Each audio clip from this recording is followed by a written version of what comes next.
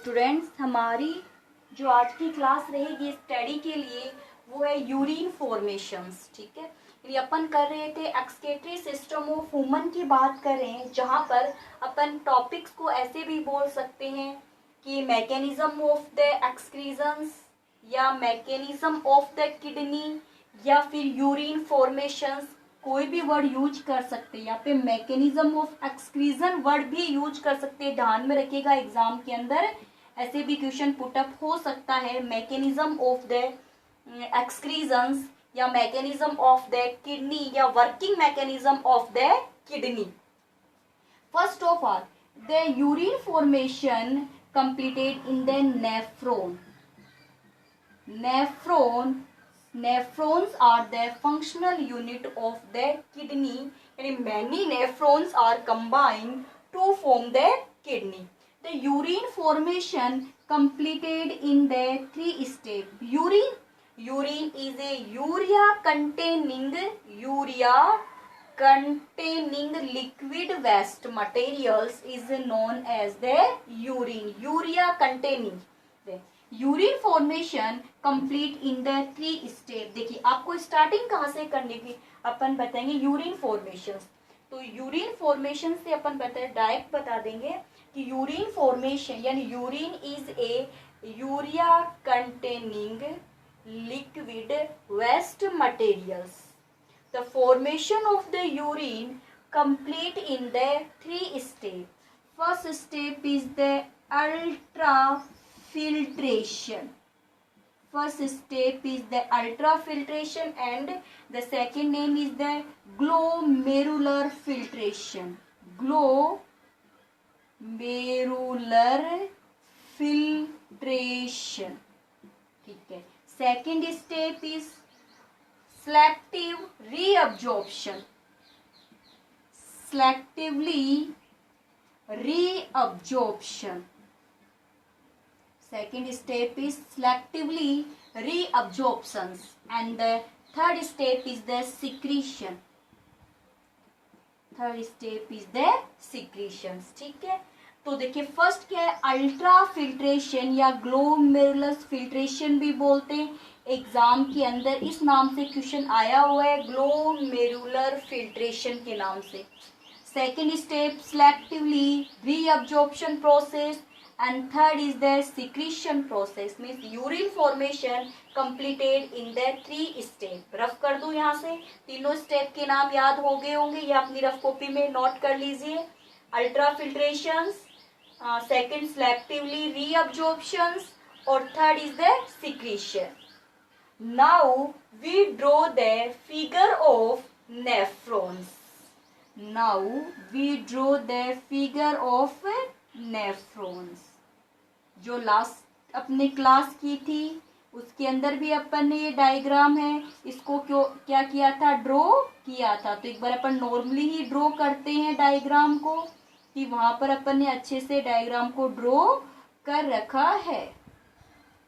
ठीक है, यहाँ पर थोड़ा सा अपन इसको थिक बना करके फिर बिल्कुल थिन कर देते हैं। ईयर पिन है, याद ना, हेनले लूप बोलेंगे। ठीक है, फिर उसके बाद में ये यू शेप्ड हो गई। यू शेप्ड होने के बाद में देखिए ये बिल्कुल, फिर ये थोड़ी थिक हो जाती है ऐसे, और फिर क्या ऐसे हो जाती है, कोइल्ड हो जाती है।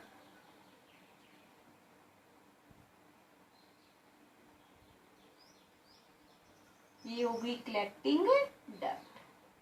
चलिए अब यहाँ देखिए, ये जो वाला जो पोर्शन है इसके अंदर क्या आती है, एफरेंट आर्टियोल एंटर कर रही है ना। ठीक है, एंटर करके क्या बना लेती है, network of the blood capillaries. यहाँ से एक ट्यूब बाहर जा रही है, एफरेंट आर्टियोल बाहर जा रही है, इतनी बात आपको पता है। ये क्या है, पीसीटी, ये क्या हो गई, हेनले लूप, डीसीटी। अब मैं ड्राइंग या एक्सप्लेन नहीं करूंगी कि अपना टॉपिक क्या चल रहा है, यूरिन फॉर्मेशन चल रहा है। ड्राइंग अगर एक्सप्लेन कर लिए तो पीछे वाले वीडियो को देखना होगा आपको।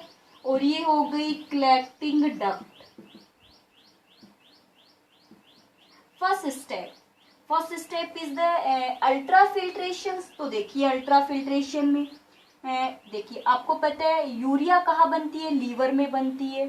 तो लीवर जो होगा वहां पे यूरिया है, तो यूरिया कंटेनिंग ब्लड, ध्यान में रखिएगा, यूरिया कंटेनिंग ब्लड, ठीक है, urea containing blood pass through the liver to Bowman capsule by the afferent arteriole, by the afferent arteriole. यानी afferent arteriole, first of all afferent arteriole carry urea containing blood from liver to the Women capsules.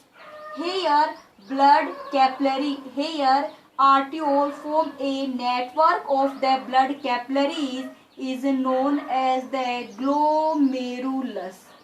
Glomerulus filter the urea containing blood. Glomerulus involved in the filtration of the urea containing blood. Some largest particles like as the RBC, platelets and the blood cells are not filtered through the blood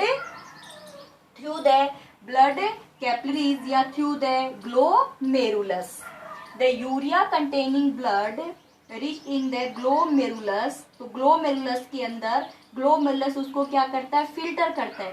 अब glomerulus से जो blood filter हो रहा है उसमें blood के largest particle क्या नहीं होते, फिल्टर नहीं होते, उनको कैरी वापस कौन ले जाता है, efferent arterioles. Efferent arteriole blood vessels में उसको पास कर देती है।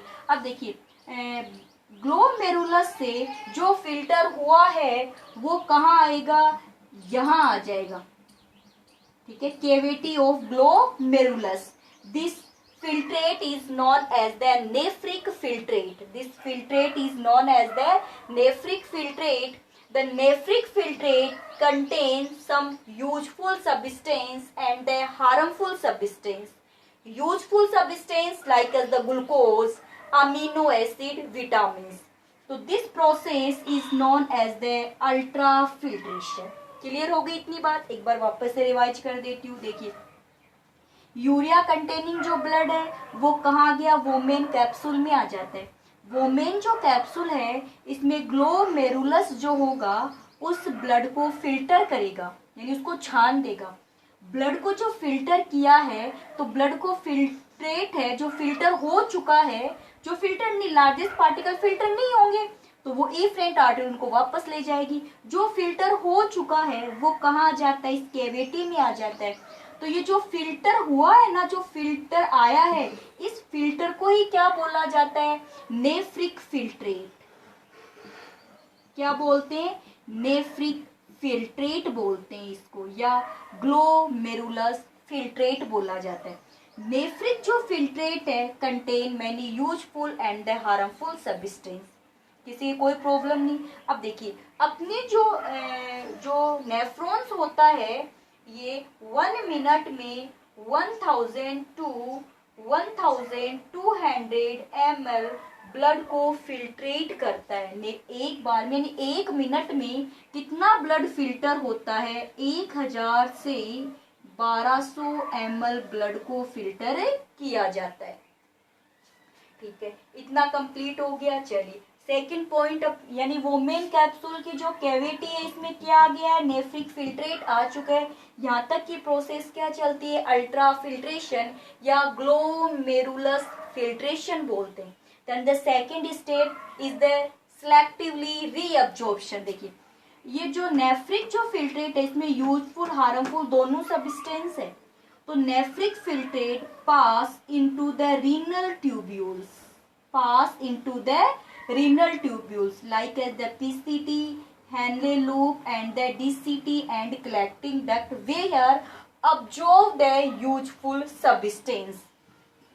The renal tubules and या फिर जो PCT है, PCT यहाँ पर बता सकते हैं the wall of the renal tubules are made up of the epithelium cells या cuboidal epithelium cells। ये जो रीनल ट्यूब्यूल्स की वॉल है ना, ये formed by the epithelial cuboidal cells and the PCT has the microvilli. The microvilli absorb the increase of surface of PCT. ठीक है.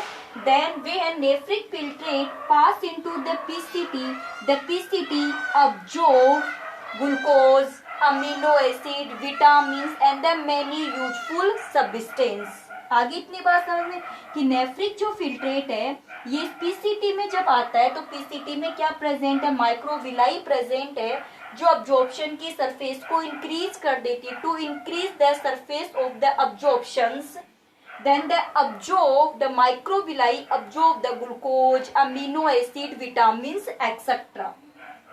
The remaining filtrate pass into the Henle loop to DCT. In the DCT to permeable या absorb the minerals. Then after the remaining filtrate pass into the collecting duct. In the collecting duct to reabsorb the water. Excess water reabsorbed by the collecting duct. Here one enzyme is involved. This enzyme is ADH. Anti diuretic hormones या फिर वेसोप्रेसिस. कि देखिए जब nephric filtrate PCT में पास हो रहा है तो यहाँ माइक्रोविलाई प्रेजेंट है. ये क्या करती है, माइक्रोविलाई ग्लूकोज, अमीनो एसिड उनको अब्जॉर्ब कर लेती है. जो अब्जॉर्ब हो गया ना वो तो ईफ्रेंट, ये चारों तरफ यहाँ ईफ्रेंट आर्टियोल चारों तरफ लगी रहेगी. इसकी ऐसे मैंने बनाई नहीं ना, ये चारों तरफ लगी रहती है ईफ्रेंट आर्टियोल. तो वो अब्जॉर्प्शन को क्या करती है, ट्रैप कर लेती है. तो जो यानी कि अपन बात कर सकते हैं कि फिल्ट्रेट जो ब्लड है, फिल्ट्रेट हो चुका है यानी प्योर हो चुका है जो ब्लड, उसमें से यूरिन या फिर यूरिया कंटेनिंग सब्सटेंस को हटा लिया गया है, उसको इफेरेंट आर्टियोल रीअब्जॉर्ब कर लेती है वापस से. अब यूरिया कंटेनिंग जिसमें यूरिया है, यूरिया अब्जॉर्ब नहीं होगी यहाँ पे क्योंकि यूरिया हार्मफुल होती है. अब जो यूरिया होगी वो यूरिया हेनले लूप यानी वाटर के साथ में हेनले लूप, डीसीटी में आते हैं कुछ यूजफुल मिनरल्स है वो अब्जॉर्ब हो जाते हैं जिनकी जरूरत होती है. और रिमेनिंग जो बचा वो आ जाता है कलेक्टिंग डक्ट में. कलेक्टिंग डक्ट के अंदर reabsorption of the water by the ADH hormone. अगर ये हार्मोन प्रेजेंट है तो वाटर का क्या हो जाएगा, रीअब्जॉर्प्शन होगा, वरना यहाँ पे वाटर इज नॉट रीअब्जॉर्ब. ठीक है. Only here present the urea containing liquid. The urea containing liquid is known as the urine. The urine pass into the urinary bladder through the ureter. यहाँ क्या लगी है, ureter, और ureter से कहाँ चला जाएगा, urinary bladder में चला जाएगा. When the urinary bladder filled by the urine, a action, ठीक है, a actions या a information pass to the brain is analyzed, then the contraction start in the urinary bladder. कि जब इसमें यूरिन फिल हो जाता है कंप्लीट तो ये जो यूरिन होगा इसकी वॉल पे क्या डालेगा, प्रेशर डालेगा. प्रेशर डालने पर जो ब्रेन है, ब्रेन एनालिसिस करेगा और ऑर्डर देगा किसको, स्फीनेटर को.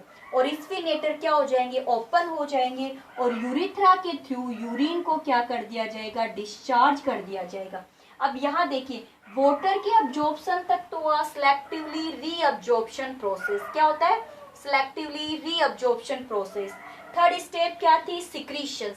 तो सिक्रीशंस के अंदर क्या होगा कि जो यूरिन है, urine pass to the ureter to pass to the urinary bladder through the ureter. ठीक है. The urine fill in the ureter. The information sent by the central nervous system. Then the contraction start in the urinary bladder. urinary bladder में क्या start हो गया, contraction start हो गया. Contraction start होने से यूरिथ्रा के जो स्फीनेटर होंगे वो ओपन हो जाएंगे. They open the sphincter of the urethra and urine discharge from the body. This is known as the secretion, and the process is known as the urine reflection process भी बोल सकते हैं. यूरिन न्यूरल रिफ्लेक्शन भी बोल सकते हैं, urine का discharge करना, या काउंटर करंट मैकेनिज्म भी बोल सकते हैं। तो ये टॉपिक किसका था, यूरिन फॉर्मेशंस का था।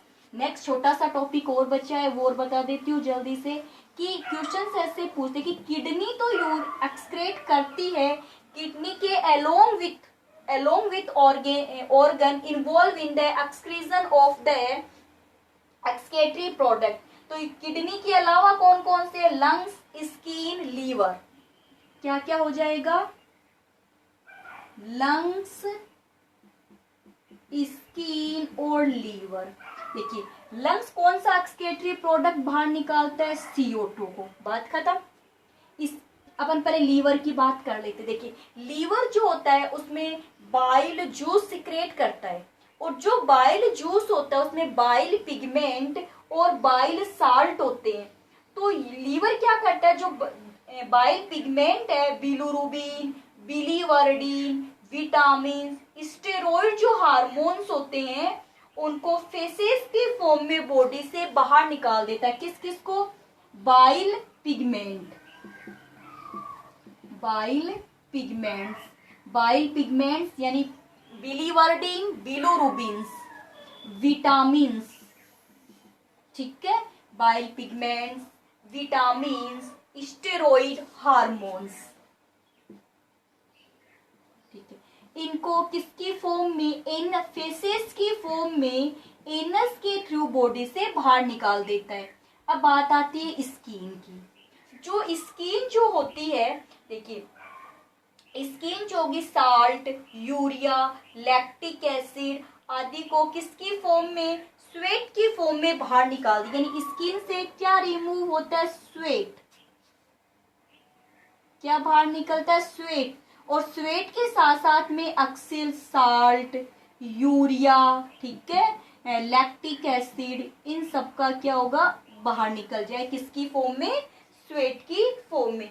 साथ साथ में स्टेरोल, हाइड्रोकार्बन्स जो फॉर्म है वो सीबम की फॉर्म में एक्सक्रेट कर, यानी कि स्किन से दो पार्ट सिक्रेट होते हैं, एक तो होता है स्वेट और दूसरा होता है सीबम, स्वेट और सीबम, ठीक है। स्वेट के साथ में salt, axis water, lactic acid, इसमें हाइड्रोकार्बन्स वगैरह सिक्रेट हो जाएंगे। तो ये था आज का टॉपिक। चलिए क्वेश्चंस नोट कीजिए। फर्स्ट क्वेश्चन आपका रहेगा, write the two waste product, write the two excretory product excrete by skin, write two excretory product excrete by skin, ठीक है। ये आज का आपका क्वेश्चंस है, जिसको आपको कमेंट बॉक्स में विथ द नेम आंसर करना है।